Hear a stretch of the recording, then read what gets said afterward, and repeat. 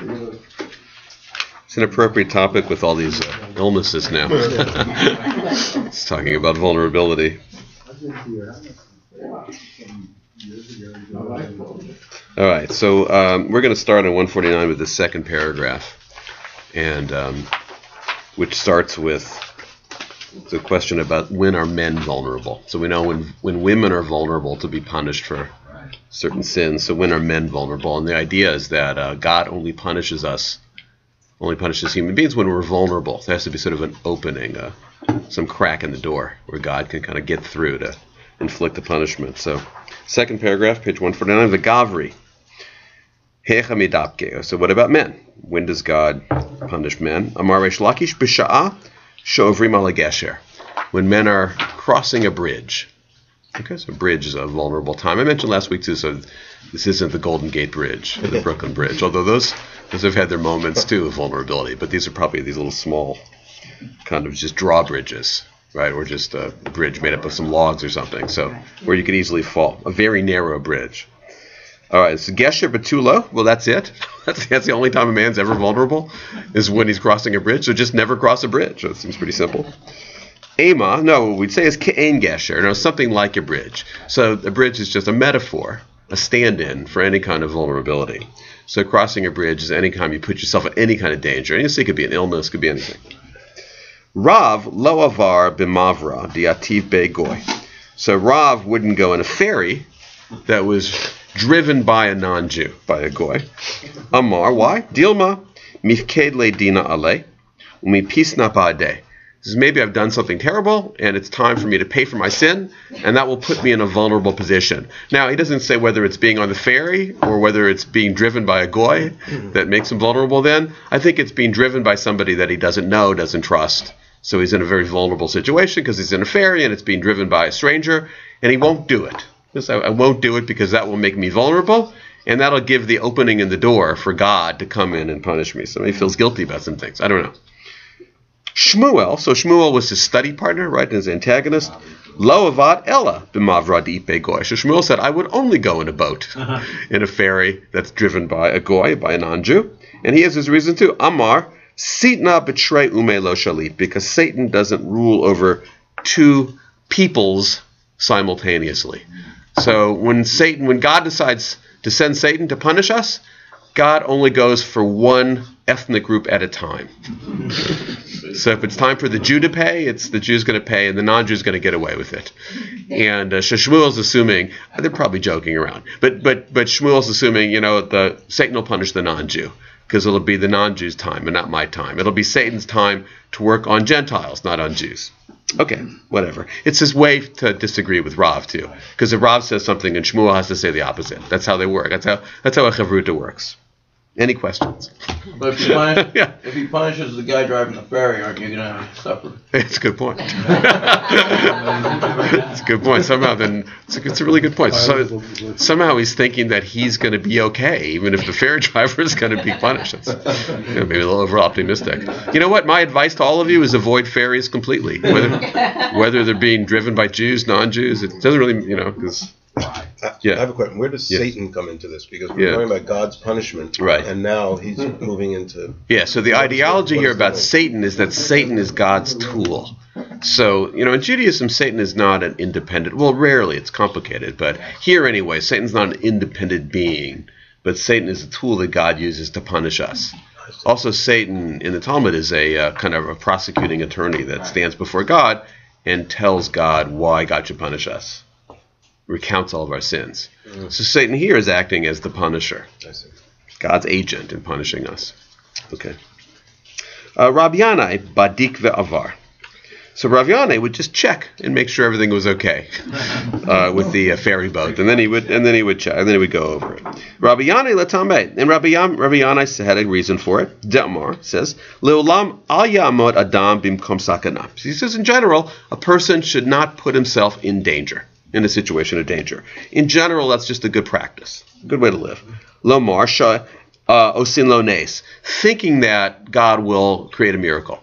So don't put yourself in danger thinking that God will do a miracle for you. You shouldn't do that. Shema ein osim lo nes. because it's possible that God won't do a miracle for you. You're going to go into battle, or you're going to go crossing a bridge, or you're going to go bungee jumping, whatever you think you're going to do, and that God is going to protect you. Don't go into it thinking God will protect me, that you're invulnerable, because maybe God won't protect you. Maybe you're wrong. So, V'imo simlones. Now, and this is interesting too. So even if God does a miracle for you and saves you, because you put yourself in danger and then something bad happens, even if God does save you, minakinlo mischuyotav. God takes it away from your rights, from your benefit. So you only have so many miracles that God's going to give you. You only get so many lives, right? Actually, you only have so many acts of grace. That's what it actually means. You have so many acts of grace in your life. So if God were to rescue you, from some terrible circumstance, miraculously, you'll actually, in the end, you'll have to pay for it. If not in this life, in the next life. You may have to pay for it in the next life, but nothing is free. Nothing is free. So if God rescues you in some way, and you think it's an act of pure generosity and grace, it's actually not. You only get so many. And that's Rav Yanai. The cat with 9 lives. How many do we have? Right. All right. And now, Amar Rabbi Chanin. So Rabbi Chanin actually has a scriptural proof for this. Mikra, as it says in the Bible, katonti mikol chasadim umikol ha'emet. So this is a statement from Jacob, which the rabbis, of course, twist out of context. So here's the context is that Jacob just had his fight with Esau, and if you remember, he runs away from home because he's afraid Esau's going to kill him. And then he has a prayer before God because he's all alone. And he talks about he's got nothing. He's just got this staff. That's all he's got to walk with. But he's got nothing. And he's asking for God's help. And it seems like the pshat, in context, it seems like it's a statement of humility. Kantoti mikol chasadim. I don't deserve anything. I have fewer acts of chesed. I have fewer acts of loving kindness than any of my predecessors, than Abraham or Isaac. I'm not really worthy, but protect me anyway. So the rabbis twist it and say, when he says katonti, which means I have little, he's saying, I've used up some of your chesed, God. Because he's saying, God actually protected me from Esau. Really, Esau should have killed me. Esau would have killed me, except that God protected me. So Esau's saying thank you, but he's also saying that gets taken off my number of cheseds that I get in life. So now I have fewer. I have fewer cheseds than Abraham and Isaac because I used up one already, young in life. And it doesn't say this, but I'm sure the rabbis are alluding to the fact that Jacob lives a shorter lifespan than Abraham and Isaac. He has fewer years. And that's it. That's when he had to pay for it. So God says, okay, I'll rescue you here in your fight with Esau, but eventually you have to pay for it. And so Jacob dies sort of relatively young, younger than Abraham and Isaac.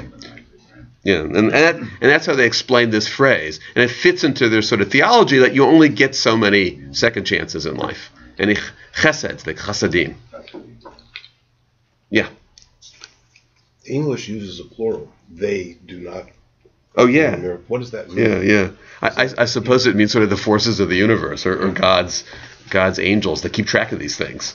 It doesn't mean there's more than one God, but God has a staff. And there's Satan is, there on the staff, and there's all these accountants that are keeping track. There's this weird calculus, of how many cheseds you get, how many acts of loving kindness God will bestow on you. And someone has to keep track. You think God's going to do that himself? It's the bureaucracy. Yeah, that's what it is. Yeah, it's the bureaucracy. Rabbi Zera biyoma deshuta lo nafik levena dilka.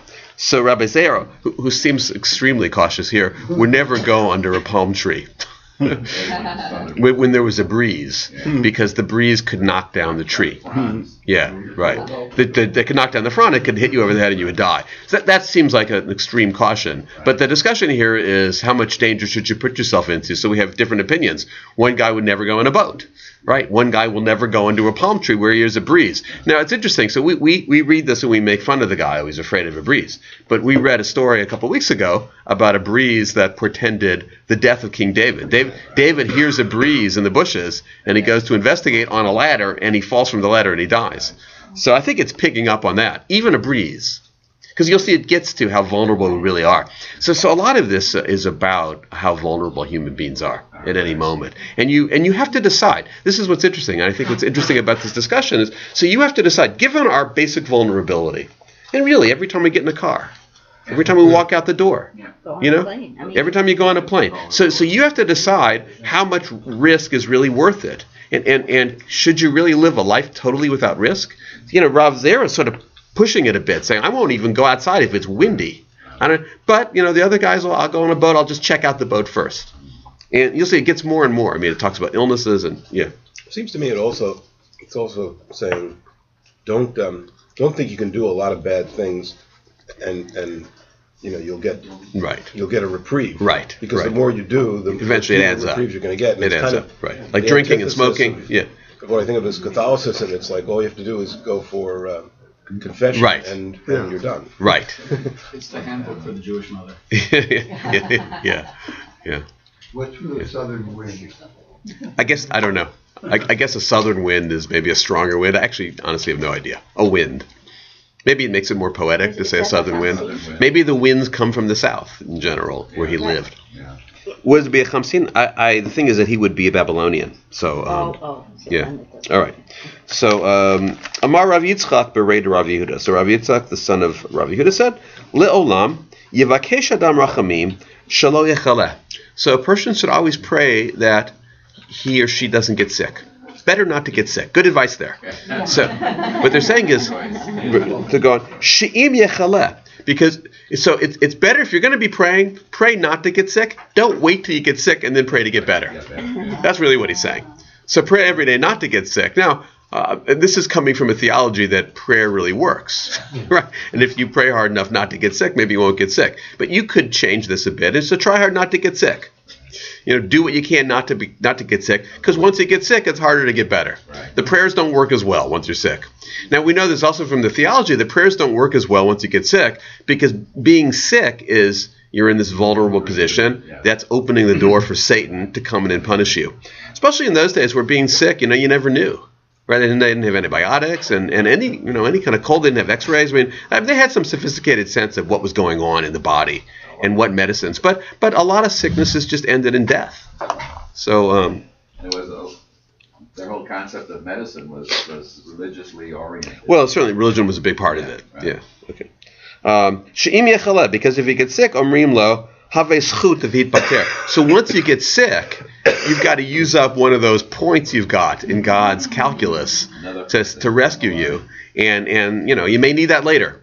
So it's better not to get sick. So if you pray not to get sick, you don't have to use one of those things.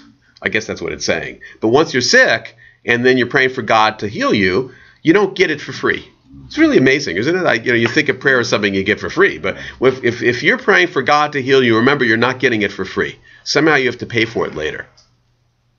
Sometimes people, that are miraculously healed feel like they have to pay for it, and they do it in good works. Right. Yeah. So, yeah. That's exactly right. But an interesting aspect of it is that if you're responsible for yourself to stay well, is that you are responsible for yourself to stay well. Right. It's encouraging that. It's encouraging for you to take responsibility to stay well.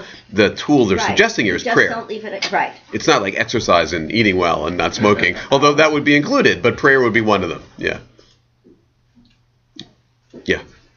When we talked about women, there was something very, very specific. Yes. Take a piece of bread. Yes, right. There were specific sins, right, that caused these things, right? Yeah. And men, it's just anything. Anything, right. Also, for women with childbirth, that was the moment of pure vulnerability. Here we have all sorts of suggestions: crossing a bridge, getting sick. So, any comments about that? Yes, there's similar. Only that we're not done with this discussion. We're going to get back to the women, and so it'll go a little deeper. I don't want to give away too much. Also, haven't read ahead that much, so it's been years anyway. All right, Amar Mar Ukva. So Mar Ukva says, Mikra. So now he's interesting. He's kind of going deeper into this theology, and he's quoting something that appears in this week's Torah reading, but will appear not in this week's Torah reading. I'm sorry, in next week's Torah reading, but but is developed more in Deuteronomy. It's the parapet. So a parapet is that you're required to build a fence around your roof. When you build a building, you have to build a fence around your roof so nobody falls. Okay, it's an interesting sort of lesson in Jewish ethics that the Jewish ethics is not just don't kill and don't steal. It's not just don't do harm. It's you have to be active in protecting people from harm, especially in your property. So you are responsible if people get hurt on your property, and you have to do what you can to stop them from doing it. And that starts in the Bible. It's the law of the parapet. So, in the way the Bible phrases it here in Deuteronomy, ki polonofel mimeno. If the faller falls, then you will be liable. Okay, that's if he falls from your roof and there was no parapet, then you will be liable for his death. Okay. Now they again twist this totally out of context, and they come up with a proof text for this calculus of you have to pay if God comes to your rescue in the case of an illness. Mimenu lahavi ra'aya. So it's for you now. Mimenu means from you. So which in the previous verse means it's your responsibility. Here it's your responsibility to if God heals you when you're sick, you have to bring the zchut. So you have to give up one of your chips that you may need later in life from God's protection. You give up that little element of protection. It's up to you to do that. You also, it's your responsibility to provide evidence that you deserve it. So when you're praying to be healed, you have to say, remember God, when I helped this little old lady across the street, and then God says, okay, I'll take that. That's a chip. I'll take that chip, but you don't get that chip anymore. Right? All that is twisted out of context, although we'll come back to the verse in a second. Tana de Rabbi Ishmael, so Rabbi Ishmael said, Ki polanofel mimena, quoting this again. So when the faller falls, and then it's your responsibility, mimenu ra'ui ze lipol mishesh me breshit. Asharei lo nafal v'katuv kara'o nofel. All right, so it's an amazing close reading of the verse. It says that the guy who falls off your roof was actually fated to fall off your roof from the 6 days of creation. Otherwise, why would the Torah call him the faller? Because he hasn't fallen yet. The way the Torah phrases it, and the faller falls off the roof. The nofel nafal. But he hasn't fallen yet. So why are you calling him the faller? So Rav Yishmael says it's because he was fated to fall. From the day that guy was born, he was the faller. He was going to fall. And it's saying, so there's nothing you could have done to protect him. Whether you had a parapet there or not, he was going to fall. He was fated to fall at that moment off your roof. So then the question is, so why should I be responsible? If I have a parapet or not? Because that was his destiny. And the answer is, Ela shemagagalim zchut al yedei zakai. So basically, it means it doesn't matter. So even though he was going to fall, you still have to follow the Torah. Yeah, and you get credit if you built the parapet. You get credit even though he fell anyway. And if you didn't build a parapet, then you get burned for it. You don't get credit for it. In fact, you get punished for it. You get blamed for it, even though it was destined to happen. Yeah. You didn't build the parapet. Well, no. Well, so it's interesting. I don't know that it's saying that. So it's saying some things are destined, some things aren't. But the fact that the Torah refers to this guy as the nofel, meaning the faller, means that he was going to fall no matter what you did. But despite this is saying despite the fact that they believed in some predetermination, it didn't free you from the responsibility to be a good person and do what you can in this life. Even though certain things are predestined. Even in that context, it's a test for you. Maybe it's a test for you. Yeah. So right. Are you responsible? So you're still responsible. Yeah. You're still responsible. Yeah, sure. Yeah. How about the verb form? The fall It's actually sort of countering maybe some weird metaphysical defense, which is so God's responsible for everything. This guy was meant to die. Human beings are not responsible for anything since everything is predetermined. So, you can make that sort of warped argument. There are people that make it. So the Talmud here is countering that, saying, yes, certain things are predetermined, but it doesn't ever relieve you from ethical responsibility. That's the It's still, the first argument still seems very dangerous because the second argument... What's the first argument? That it's predetermined? Things are predetermined. Yeah. The second argument is that you should be a good person. You should follow God's laws, but it doesn't explain why. It just makes this blanket statement. What blanket statement? That you should follow build God's laws. No, but the blanket statement is that you should build a parapet, and then it's obvious why, so people don't fall off your roof. Yeah. Not everybody is fated to fall off the roof, no matter what. They could say there may be an individual case where a guy is fated to fall off, but you're still guilty, even though it was fated to happen. Yeah. Remember that story we read about King David, and he falls off the... So there's also a predestination there. He wasn't going to fool the angel of death. He was destined to fall off the ladder. Now, if somebody had built that ladder in a faulty way and put it up there so somebody could fall, he would still be guilty, even though King David had to die at that moment. But Rabbi, wasn't that more about he was not studying Torah at that moment? Right, that was really the vulnerability. That was the wind. But still, it was the ladder. Yeah, so he wasn't studying Torah. So the ladder is the instrument of punishment. Yes. But if you manufacture that ladder, you're still guilty, even though the ladder was used by God as an instrument of punishment. Yeah. But that comes up also. For instance, there's all sorts of talk actually in the Torah itself, and then later in the Talmud, is should the Assyrians even be punished? Because the Assyrians are God's tool. The Assyrians are God's tool to punish the Jews. The Jews worship idols. God warned them. The prophets come and they warn them. And the prophets warn the people, you know what, if you don't shape up, the Assyrians are going to kill you and they're going to destroy you. So the people don't shape up. So the Assyrians come and they destroy them. So you might think the Assyrians are just a tool. And then they get away with murder. But no, in fact, the Assyrians are guilty of murder, even though God uses them You could say the same as thing the tool. As the Romans, though. I mean, say the same thing as the Romans, the tool, but I mean, although remember, the Romans aren't in the Bible. So in the Bible explicitly says the Assyrians and the Babylonians are just God's tool, but it also says they won't get away with it. They're also wicked. So even though it's a weird sort of theology, even though God uses the Babylonians and the Assyrians to punish the Israelites who deserve it, the Babylonians don't get off. So there's a sort of free will. Like the Babylonians could have just said no. Well, I mean, but it's the reverse argument that because the Romans did what they did, the Jews must have deserved it. Yeah. So, but again, that's not in the Torah. So nowhere does it say that the Romans are the tools of God. No, because the Romans is already the year 70. The Torah is already closed by then. All the latest books. No. Even the latest books, yeah. Is there any generational component to this? I'm thinking Amalek now. So you continue the generations of people that have done bad things. Will they continue to be punished? So if I fail to build the parapet and an innocent person falls off, is there a generational thing? Are my descendants then held accountable for that? I mean, we talk about the sins of the fathers here. Right, exactly. Yeah. So you have that. There's some evidence of that, although I'd say overall most people didn't believe that. That you would be consciously punished if your father made a faulty roof. No, I don't think that that would be a commonly held belief. Could you say this is just a convenient rationalization at some point to use whenever you have the room to use it one way or the other? Of course. Well, that's why they have to act against it. So that's why they have to say, independent of whatever the other forces are out there, whatever God's using to punish certain individuals, you still have an obligation to be a good person, not to be a bad person, to build parapets when they're there. I mean, when you need them to be there. All right, let's keep going. Page 150. Tanu Rabbanan.